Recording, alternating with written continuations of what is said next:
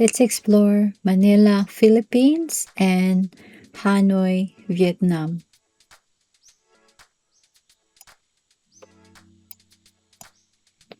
Dito tayo sa may Ortigas Park Walkway.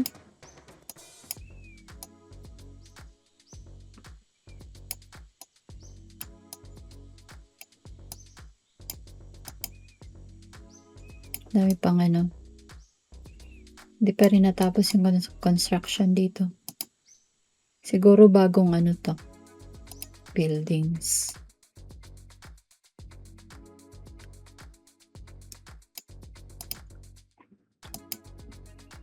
Okay. Explore naman natin ang Hanoi, Vietnam.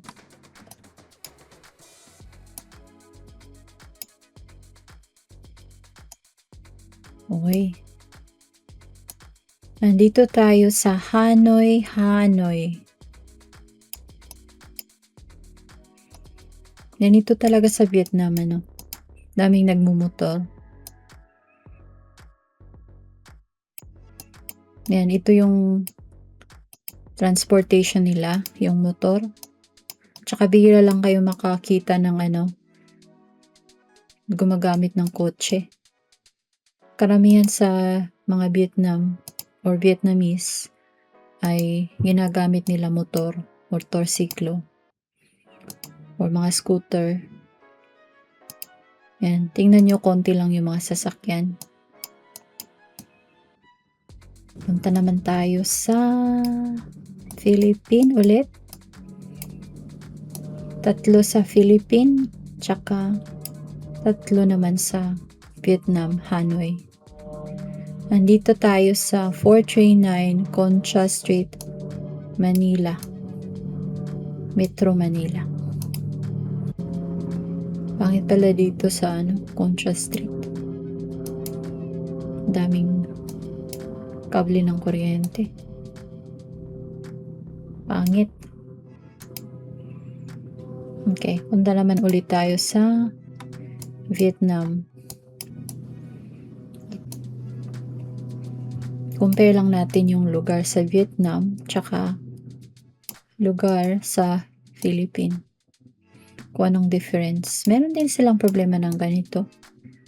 Yung kable ng kuryente. Tsaka dito sa Hanoi, medyo malamig ang klima dito kasi meron ata silang winter. Dito tayo sa Pho Dong, Thompson, Bac Ninh. Tayo ng isa pa sa Hanoi. Dito tayo, talagang center na center. So ito yung capital ng Vietnam, ang Hanoi. Kaya dito tayo sa Pho Hau Nam, Hanoi. So kitang-kita nyo talaga na ang transportation ng Vietnam is, main transportation nila is motor. Ayan, bira lang kayo makakita ng may sasakyan. Tsaka ang kagandahan dito, ano, mabilis pumunta sa trabaho kasi nga, yung motor, di ba?